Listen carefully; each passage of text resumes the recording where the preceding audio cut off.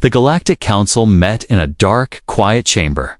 The walls were silver and smooth, the air heavy with silence. Leaders of many alien species sat in a circle, their eyes glowing, arms folded, minds alert. Only one topic was written on the screen. Above them, humans, a thin, green-skinned alien named Zell stood up. He was old, wise, and known for never speaking without reason. But now, his voice shook as he began. "We have received something," he said. A signal from Sector 9 near the Sol system. Gasps echoed around the room. "That's where Earth is," someone whispered. Zell nodded, yes. "The human homeworld," he said, "and what we heard is not what we expected." He pressed a button. A hologram appeared in the center of the chamber. It showed images fast, brutal, emotional, humans fighting wars. Building cities, exploring space, crying, laughing, shouting, helping each other. Destroying each other. Some aliens looked away, disturbed. Others leaned closer. Fascinated. "This is their history," Zell said, "and this is their nature." A large insect-like alien, Commander Track, spoke. "They look primitive, emotional, wild," he said. "They should not be a threat, but they are." Zell replied, his voice calm. "Because they change faster than any species we have known." Another council member, glowing with blue light, frowned. "They have no claws, no natural weapons," she said. "Why fear them?" Zell pointed at the screen again. "They are weak in body." "Yes," he said, "but their mind is something else." The hologram changed. Now it showed humans inventing machines, sending rockets into space, building AI, defeating stronger enemies through strategy. "They adapt," Zell said. "They do not stop, even when they suffer." There was silence. Then laughter. It came from a reptile-like alien named Voss, the youngest on the council. "You worried too much," Voss said. "They are still stuck in their solar system. They fight each other all the time. They are not united." Zell looked at him. "That is the part you do not understand," he said. "They grow stronger through conflict, not weaker." The chamber grew colder. Some members began to whisper. Stories were shared, rumors from distant scouts, tales of human soldiers who never gave up, of human scientists who solved impossible problems, of humans who made enemies into friends, and friends into legends. One scout ship went too close to Earth, Zell said. It vanished, destroyed. Someone asked. "No," Zell said. "They sent one final message.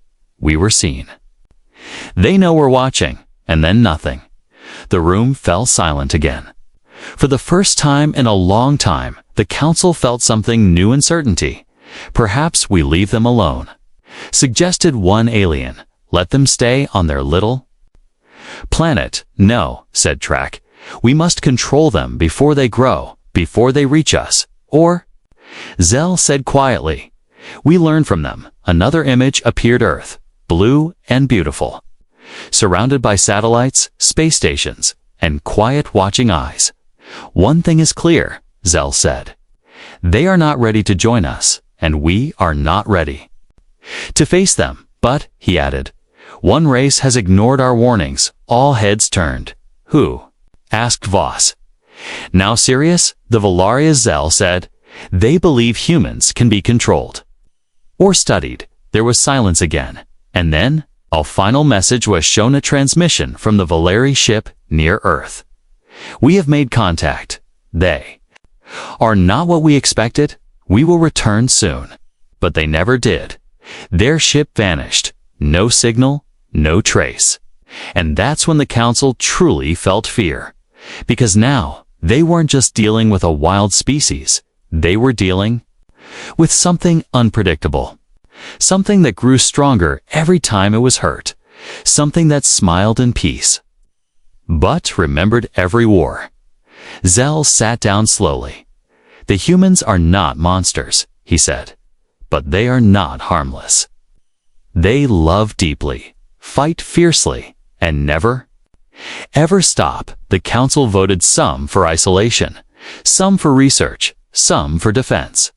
But no one chose to ignore the warning, and far away on Earth, a human child looked up at the night sky.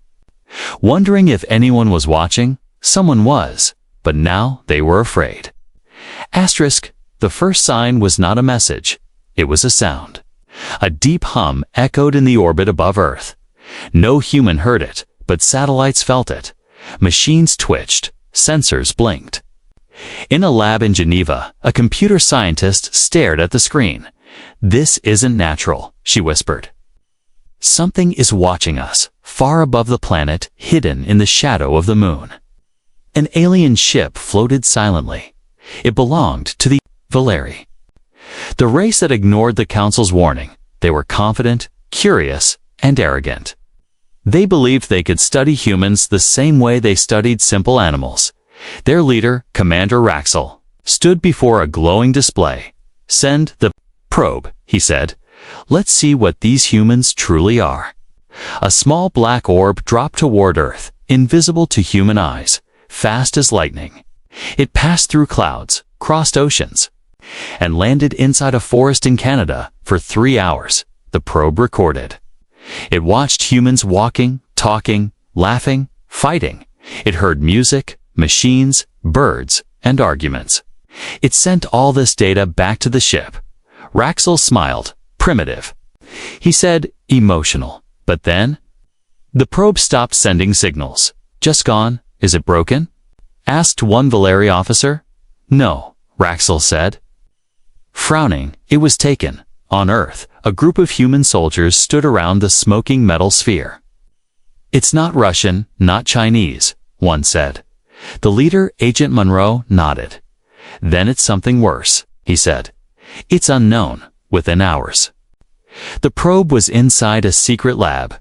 Humans were fast, focused, and unafraid. They didn't just capture it, they hacked it. They read its signals, cracked its language, found its purpose, and then they sent a message back. 3 words, imperfect. Valeri code. "We saw you on the Valeri ship." Silence fell. Raxel stared at the message. This shouldn't be possible," he whispered. "They were not supposed to detect us." Another signal arrived. This one from Earth's satellites. Human systems had locked onto their ship's location, not to fire, but to say hello. A video. Message played. A human general appeared, calm. Smiling slightly, he spoke clearly. "We do not know who you are," he said, "but we know you're there. We invite you to talk." Raxel was stunned. "No fear. No panic," he said. "Just confidence." One of his officers leaned forward. "Commander, should we respond?" Raxel shook his head. "No," he said, "not yet." He turned to the shadows behind him. "There's only one way to truly understand a predator." He said, "You must enter its cage." A small team of Valeri soldiers prepared. Stealth armor, translation devices, anti-gravity boots. Their mission? Go to Earth. Find a human, study them, bring them back. They landed near a quiet town at night. No alarms, no gunfire, no panic. Everything seemed too easy. They followed one human walking home alone. They moved fast, silent. It's perfect, like ghosts. But when they attacked, it didn't go as planned. The humans spun around and smiled. The Valeri froze. That smile wasn't fear. It was a challenge. Then came the flash. A noise, darkness. On the Valeri ship, they waited 10 minutes. 20, an hour. No contact, no signal. No team. Only one message came through. Broken and full of static. A single voice. They knew we were coming. They smiled. And then everything went dark. Raxel stood in silence, his face pale, his heart racing.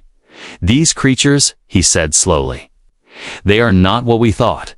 He looked at Earth on the screen. So bright, so beautiful, so terrifying. "They smiled at us," he whispered, "like predators playing with prey, far away." In a control room deep under Earth's surface, Agent Monroe closed the file. He looked at his team and said, "Now we know we're not alone, but let them know something too," he added. "We saw them first." It began with silence, then a knock, not on a door, but across the stars. A sharp, deliberate signal, short, strong, unmistakable. Earth had answered the Valeri ship with more than words. They had sent coordinates. "Come talk," the message said, but it didn't sound like an invitation. It sounded like a test. Commander Raxel stood frozen, staring at the transmission. His officers looked confused. "They want peace." One asked. "They want control," Raxel replied. "They want to see if we're foolish enough to walk into their web." Still, the council wanted answers. The Valeri had already broken the rules, already made contact. Now they had only two choices: flee or go deeper. So Raxel made a decision. "We take one," he said. "One human, bring it here, study it, and leave before they notice." His team nodded. Fast, silent, armored in shadow, they prepared for another mission. But this time, they wouldn't just observe. They would capture, in a small town beneath dark skies. A storm rolled across the rooftops. Rain tapped windows. Winds howled through trees. But inside an old train station, one man sat alone, reading waiting.com. His name was Isaac Cole. Age 34, occupation unknown. Official records said he didn't exist. But in a secret file inside Earth's defense network, he was marked Tier 5 response agent. And tonight, he was bait. The Valeri came quickly, moving through the storm-like shadows, invisible to cameras, unheard by animals. Their devices scanned his body. No weapons, no shields, no sign of threat. Perfect, they thought. They moved in. One touched his shoulder. The others circled behind him. Isaac didn't move. He slowly turned the page of his book. "Late," he said softly. "I was expecting you an hour ago." The Valeri froze. How did he know? Then Isaac stood. Slowly, he looked at them. Not afraid, not surprised. Just curious. "You sent a probe," he said. "You lost it." "You sent a team," he added. "They didn't come back." One Valeri stepped forward. "You are coming with us." It said in perfect English. Isaac smiled. "No," he replied. "But you're staying with us." Suddenly, the lights exploded. The floor dropped. Walls spun. The Valeri were trapped in a shifting magnetic field. Their tech, useless. Above them, cloaked drones swarmed the building. Inside, hidden panels opened and soldiers appeared. Silent and fast. The Valeri didn't fight. They couldn't. It was over in seconds on the Valeri ship. The crew waited for their team to return. 10 minutes, 20, an hour, nothing. No signal, no data, no trace. Then came a single package, beamed directly into their core systems, encrypted in their own code. Inside was a message, a video file. It showed their captured soldiers, unharmed, but surrounded. Behind them stood Isaac, calm as ever. He looked into the camera and said, "You came to study us. Now, we're studying you." He smiled, the same quiet smile that haunted the first mission, and we learned fast. The video ended. Raxel's face turned pale. "This is not a misunderstanding," he said. "This is a warning." He looked at Earth one last time on the screen, then gave the order, "Retreat," but it was already too late. The humans had locked onto their ship, not to destroy it, just to watch. They had found the Valeri, trapped them, hacked them, and sent them home. All without firing a single weapon. Far across the galaxy, the Galactic Council received a quiet report from Raxel. It contained only 6 words. "The humans are not like us." The chamber fell silent once again. Some members still believed humans were wild and weak. But now they weren't so sure. Zell, The old alien who had warned them before closed his eyes and whispered, "They made a mistake." Another alien asked, "Us or the Valeri?" Zell opened his eyes slowly and said, "Both." Asterisk, it began with whispers, not in words, but in static, radio waves, broken signals. Ghost-like transmissions across deep space. Something was happening near Earth, something dangerous. At first, it was just rumors that a Valeri scout team had disappeared, that the humans had responded, not with weapons, but with a warning, that they had spoken back in perfect alien code. Then came the image, one still photo, leaked from a black channel of the Valeri military.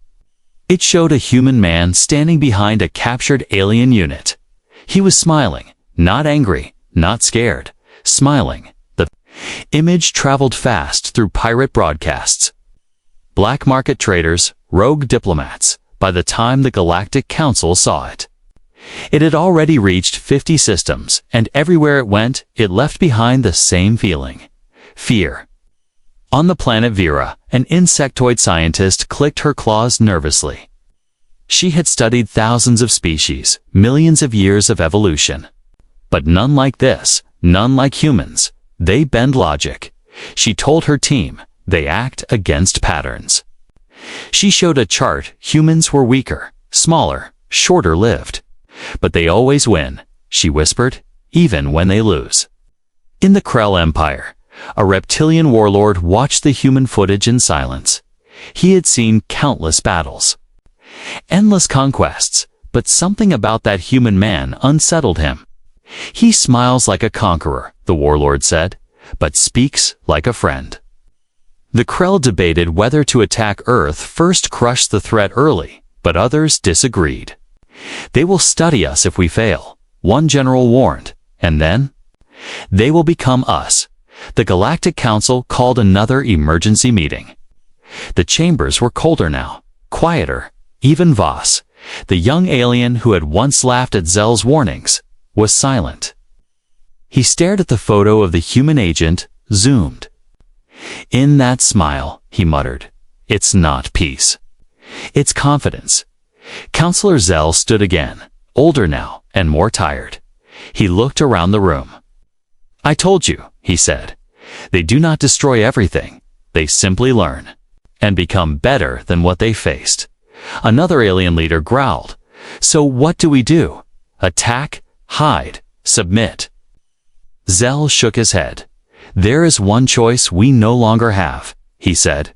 "We cannot ignore them. Across the stars, fear spread like fire, not just of human weapons, but of human minds. Stories multiplied like myths of human scientists who built machines from scraps, of soldiers who ran into battles they knew they couldn't win, survived, of children who spoke to AI like friends, and changed their programming without permission. Some alien races began shutting down Earth broadcasts. Others tried translating every Earth language to understand their culture. A few even tried to copy human emotions. Music, comedy, rage, love. But they couldn't understand it. Because humans weren't just logical. They were emotional, and that made them unpredictable. On a quiet moon station, a rogue Valeri officer met secretly with two human agents. He handed them a data crystal. Inside was classified council intelligence. "You scare them," he said. "They don't understand how you think, even I don't." The human woman leaned back and smiled. "That's the point," she replied. Meanwhile, Earth continued growing faster than ever. More satellites, more ships, more listening devices in deep space. They were preparing not just for defense, but for understanding. They didn't fire back. They didn't send threats. They just watched, and sometimes they smiled.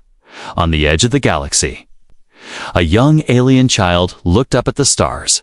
"Father," he asked, "why is everyone afraid of Earth?" The father paused. He thought of the videos, the files, the stories. He thought of the silence after every contact with humans. He thought of the smile. "They're not monsters. the father finally said. But they are not like us. The child looked confused. Then what are they? The father replied. They are what comes next. The galaxy held its breath across 1,000 worlds. Screens were frozen, signals paused. No one dared speak too loudly, because Earth was finally going to answer. Not a warning, not a threat, an official response broadcast to all civilizations. In every known language, the council chamber was packed. Even species that had once mocked the humans now leaned forward. Anxious, the screen lit up.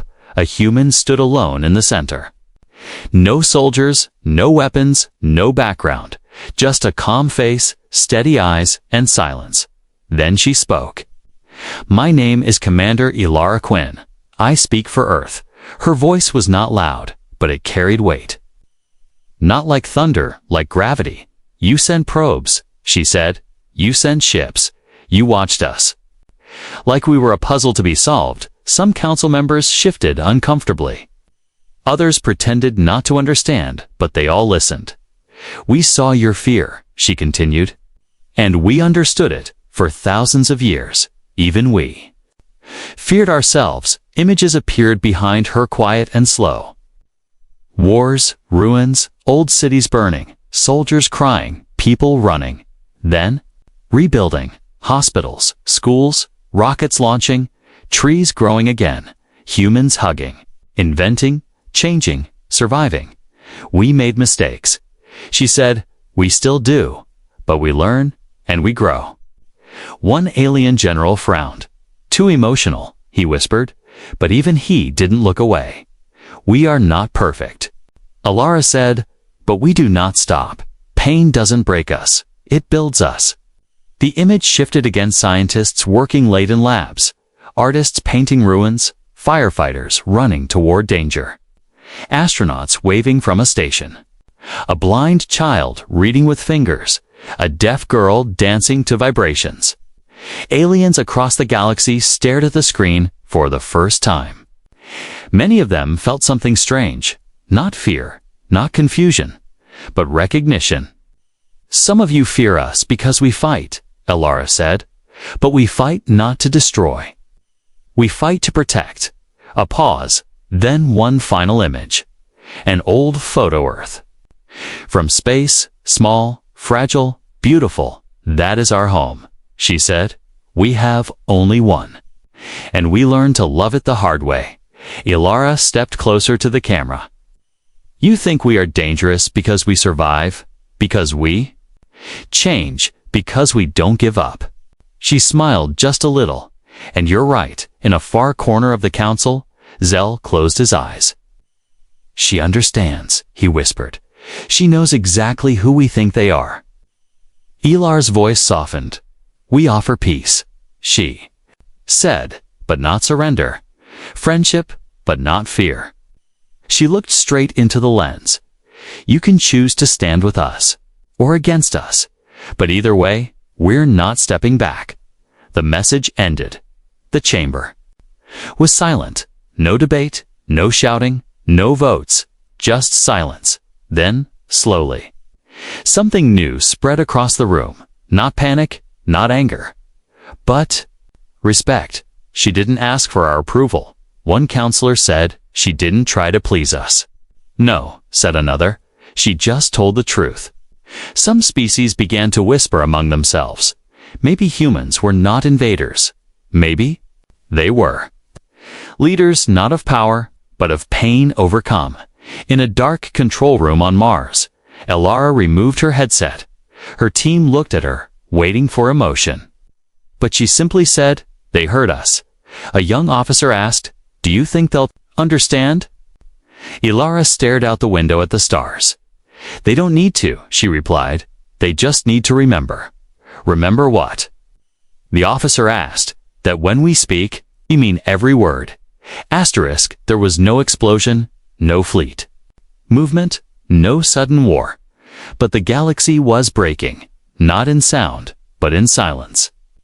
After Earth's message, the Council didn't respond, not officially. Instead, each species turned inward. Behind closed doors, behind locked chambers, behind silent stars. They began to ask the question no one wanted to speak aloud. Should we follow them? Or stop them? On the warworld of Zelvaris, generals met in underground bunkers. Their screens replayed Alara Quinn's speech again and again. She offers peace. One growled. But she speaks like a warrior. She's warning us. Another said, and we all know it, the room was divided. Half wanted to destroy Earth before it grew stronger. The other half was not so sure they survived their own extinction, said an old strategist.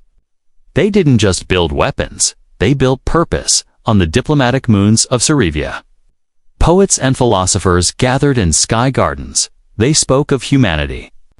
Not as a threat, but as a phenomenon, a species that bleeds but still creates. Said one. They do not run from pain, said another. They wear it like armor. Their leaders sent a message to Earth. We wish to learn, not rule. It was the first official alliance, but not the last, on Council World stations. Arguments turned into riots. Old alliances fractured. You're fools if you think they'll lead us, shouted one delegate. They've only just left their home planet. They've already reached ours, replied another. Some governments ordered weapon production tripled. Others paused their militaries. Some tried both at once. But all agreed the galaxy had changed, not because Earth had attacked, but because Earth had spoken, and not a single word was weak. Inside Earth's command center, the air was tense. Alara sat alone in the planning room, watching the stars light up on a holographic map. Blue dots for allies, red for enemies, yellow for unknown. The red was spreading, but so was the blue. A young technician stepped in. We intercepted a message from the Krell, she said. They're preparing a fleet. How large? Alara asked. Large enough to scare themselves. The technician replied. Alara didn't flinch. She simply nodded. They're making their choice, she said. So must we, far across the galaxy. Deep in a frozen asteroid field, a secret meeting took place. 7 alien leaders, once enemies, now united by a shared fear. Earth, we waited too long, said one. They're not waiting for our permission. We should have listened to the Council's warning, said another. But now it's too late. They formed a plan, a final chance to strike together. Fast, without warning, one last mission to stop Earth from rising any further. But someone was listening. Back on Earth, satellites picked up fragments of the plan. Half-spoken codes, encrypted signals, brief power spikes. It was enough within an hour. Earth knew what was coming. But instead of fear, there was calm. Earth didn't send threats. They sent data to every species still watching, still unsure. Earth released a file called The Choice. It was not a speech, it was history, human failures, human triumphs, human sacrifices. It showed the truth not of what humans were, but what they could become. The final line read, you do not have to like us, you only have to choose. In the council chamber, Zell watched the file in silence around him. Old voices shouted again, fear, anger, doubt, but Zell saw something else. He saw the future. He stood once more and said, the humans are not knocking on our doors. They're opening theirs. He pointed to the stars, and some of us will walk through. It didn't begin with fire. It didn't end in war. The rise of humanity began with something far more dangerous. Hope. Not loud, not flashy. Just quiet steps forward that no one could stop. 10 years passed. Galactic maps changed shape. Borders faded. Flags rewrote themselves.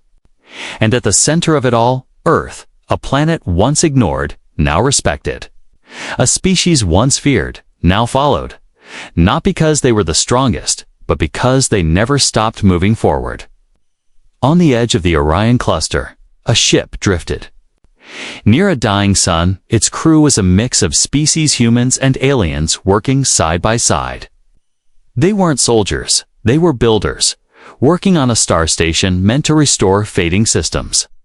A Valeri engineer handed tools to a human pilot.